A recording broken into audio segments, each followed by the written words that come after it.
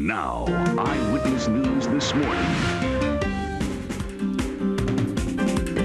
Welcome back to Connecticut's news station at 7 o'clock. I'm Polly Bell. I'm Greg Coy. The day's top stories are next, but first, a quick check on the weather. Bring an umbrella because the rain could be on the way, but it isn't going to be all that dreary. Joe says the sun may peek through the clouds once in a while. The case of the British au pair Louise Woodward goes back before a judge later this morning. The 19-year-old was convicted of second-degree murder last week and sentenced to life in prison. Today, the judge may decide whether to change the conviction. Here's Jane Robelo with the latest. This morning, lawyers for British nanny Louise Woodward will ask a Massachusetts judge to reduce or reject her murder conviction. In her hometown of Elton, England last night, hundreds of supporters held a candlelight vigil. Woodward was sentenced to life in prison last week in the death of 8-month-old Matthew Eapen. CBS News legal correspondent Kristen Jeanette Myers joins us this morning from Cambridge, Massachusetts with more. Good morning, Kristen. Good morning, Jane. The defense is making 3 requests. They are asking Judge Hiller Zobel to throw out the verdict, or to order a new trial, or to reduce the charge to manslaughter. The judge is to consider all 3 of these. Both sides will give oral arguments starting at 10 o'clock this morning. Also, the mother of the defendant, Susan Woodward, has spoken out in a broadcast interview, and she talks about how her daughter has been feeling since the verdict. She's obviously feeling very distressed and very sad at the moment. She has had all her hopes dashed. Louise really believed that if she came and told the truth and was as frank and open as she could be, that the jury would understand the evidence and would clear her. Louise Woodward is not expected to be in court today. Jane? Kristen Jeanette Myers in Cambridge, thank you. And the judge in this case has changed jury decisions at least 3 times in his career, including a murder conviction. Jane Robelo, CBS News. Topping local news this morning, it's Election Day, and right now the polls are open. Almost 2 million people are registered to vote, a state record in a local election year. And one of the most hotly contested races is for mayor of Waterbury. 34-year-old Republican incumbent Philip Giordano is squaring off against 11-year state representative Tom Conway. The race centers on issues like crime and development and the character of the candidates. Look for Channel 3, Connecticut's news station, to provide comprehensive coverage of Waterbury and other races in today's election. Polls close at 8, but we will start showing you the numbers as soon as they come in. The Mansfield Town Council may change his game plan and go along, after all, with plans to build a new football stadium for the University of Connecticut. A special meeting has been called for tomorrow to reconsider last week's vote against the stadium. Opponents are still worried about big crowds and traffic problems. There's a babysitting controversy in East Hartford that has angered people living in elderly housing. They're not allowed to babysit their own grandchildren.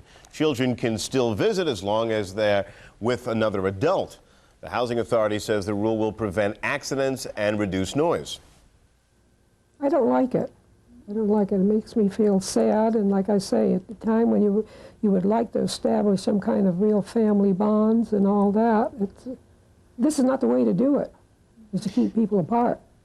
Now, tenants like that woman need written permission to have visitors, and each guest is allowed to stay only 14 days per year. Our calls to the housing authority were not returned. Those puppies we've been telling you about, the ones found living in filth in the back of a truck, are getting ready for adoption. The Missouri breeder that owned the dogs has dropped his claim to the animals. It clears the way for the Humane Society to put them up for adoption. The truck driver who transported the animals was put on special probation yesterday. And good news, the pets are going to be going to a safe home, we hope. Yes. Great weather for ducks. For ducks? Yeah, raining outside. They like the rain. All right, Joe. All right, Polly, Greg, good morning. This morning it's a fog and drizzle situation in some spots. The main rains are out to our east and to our west right now, but eventually today many towns will pick up a couple of showers. You can see on Doppler this morning, raining out across eastern Massachusetts. That's a low pressure system out in the ocean. Little drizzle in parts of the shoreline, parts of central northern Connecticut where you have dense fog this morning, and a band of showers out there in the Great Lakes this morning, and that is in response to a big lobe of energy that's been sitting out to our west the last couple of days. Temperatures across the area this morning are generally in the 40s, ranging from 40 at Enfield and Meriden to 48 at Milford and 52 at Groton, New London. So for today, early fog and drizzle. We will look for lots of shower activity to be around this afternoon into this evening. High today in the 50s. You might consider keeping an umbrella with you. Early showers tonight, then clearing. Temperatures overnight in the 30s, and then for tomorrow, finding partly sunny skies, perhaps mostly sunny, highs tomorrow in the mid-50s. Another big rainstorm to talk about. I'll have more on that a little bit later on. Otherwise, more Eyewitness News right after this. Channel 3 Eyewitness News. This is Connecticut's news station. Welcome back to Connecticut's news station. The time now is 7:08. Expect a mixed bag today, weather-wise. Some sun, some clouds, maybe a shower. Highs in the 50s. Tensions are reaching a boiling point between the U.S. and Iraq this morning. For a second day, Iraq officials have turned back UN weapons inspectors, saying they will not grant access to teams that include Americans. Meanwhile, the Pentagon says it is taking seriously Iraq's threat to shoot down U.S. planes performing missions for the UN.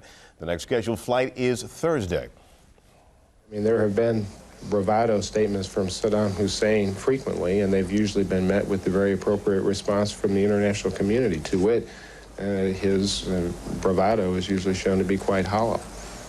The U.S. is considering sending fighter escorts armed with radar-seeking missiles to protect the planes. We'll head live to the Pentagon for the latest in just about 10 minutes.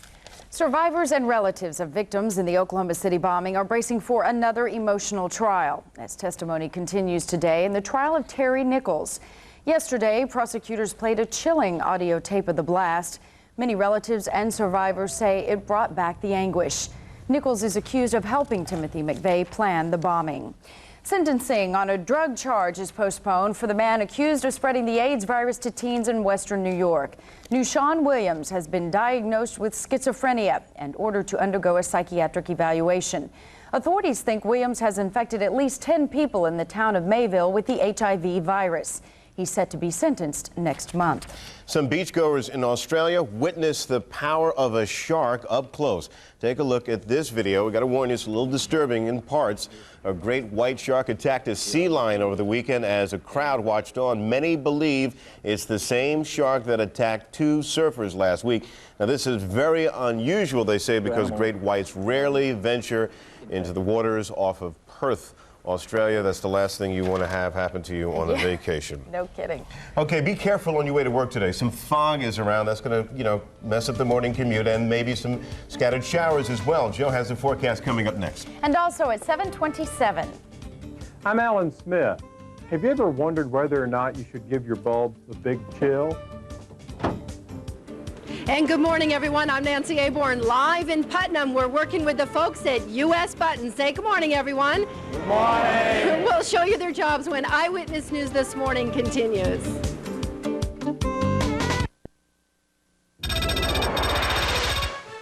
Now, Connecticut's most accurate forecast from the Channel 3 New England Weather Service. Hi, good morning. Welcome back to Eyewitness News This Morning. It is a foggy morning outside in some spots, and now we'll take a look at Doppler and find some rain around us this morning. Rain out across eastern Massachusetts and Cape Cod, and now you've got a little drizzle showing up parts of Connecticut on Doppler this morning, southeast Connecticut, and then rain over here in eastern New York. So today we plan on having a few showers to deal with, although a couple of you might see a little bit of sun as it comes up this morning. 42 Goshen this morning, 49 Waterbury, Enfield and Meriden are 40, 46 at Storrs. It is 48 Milford and 52 in for Groton, New London. Wyndham this morning having the fog and 35 degrees. Bradley now 42, quarter-mile visibility in fog at Bradley this morning. Quarter-mile visibility in fog at Brainerd and 41. 41 at Danbury. 45 in for New Haven, New London at 45 degrees. So fog may slow you down a little bit this morning, especially perhaps traveling out of places like Bradley and Brainerd. And you can see that storm system out in the ocean. That'll stay out to our east today. This system here has to rotate on across New England. This is a rather vigorous system, and it's produced a lot of rain and snow shower activity out to our west the last couple of days. So this little area just slowly trying to move towards us today. And so there'll be some showers, even a few thunder showers across parts of New England as we work our way on into this afternoon. So we'll work this system on through. Could be a few heavier showers in a few spots. Again, it's not going to rain all the time. Always a chance the sun would try and sneak out, but it's a mainly mostly cloudy day. Then the sun will be back for tomorrow before the next big storm gets us by Friday. So your forecast goes like this for today: in the 50s, not as mild as it was yesterday. There'll be scattered showers to deal with for today. And then for tonight, we'll be in the 30s. We'll clear things out after evening showers. And then tomorrow, partial sun and 55, increasing clouds Thursday, and then perhaps a windswept heavy rain back in for Friday. Greg, Polly. Okay, thanks a lot. Thank you, Joe. Nancy Aborn, she's there with the buttonologist today. In Putnam. Hey, Nancy. Hi, Nancy. Hi there, good morning. And it all starts with a squishy material like this. Feels like Play-Doh. And here to tell us more about making buttons is the chief buttonologist. We have Mo Kader. Good morning, Mo. Good morning, Nancy. It starts with a powdered mix, and you eventually end up with this sort of a consistency. Exactly. Then what? We add powder water, we mix it, we have this consistency, then we sheet it into these thicknesses and these widths, which ultimately have to be laid up into what we call a pug, which is about 8 inches in diameter. So this is a pug, P-U-G? That's correct. This is the beginning of a pug. It'll ultimately come out to this diagram. Once it is formed, it is hardened in the freezer, and then it is extruded into the size button that we need. All right, well, let's take a look at that. Now, these are going to be buttons today or tomorrow? They have to go into an oven to be dried, and then they can be made into buttons by tomorrow. And about how many buttons are you putting out a year in this facility? As I said earlier, we're putting out about 1 billion buttons a year. Billion buttons. Which is an awful lot of buttons. Soon you're going to be celebrating your 50th year in business. In 1999, we will be 50 years at this facility, and we're going to have some shindig and really celebrate it up big. Terrific. And how many years have you been with the company? 30 years. You have a lot of those folks that have been around quite a long time. We have a lot of longevity here. A lot of pride here in making buttons in Putnam. I'm having a tough time with that this morning. Back to you. It's a hard thing to say. It is. I'm not even going to try it. Thank you. Yeah, never mind. Okay. Ahead in this morning's medical report, a warning about a drug that's used to treat diabetes. And a live report from the Pentagon, the latest on the showdown with Iraq. These are just a couple of the stories we're working on for you. They're right after this break. This is Connecticut's news station.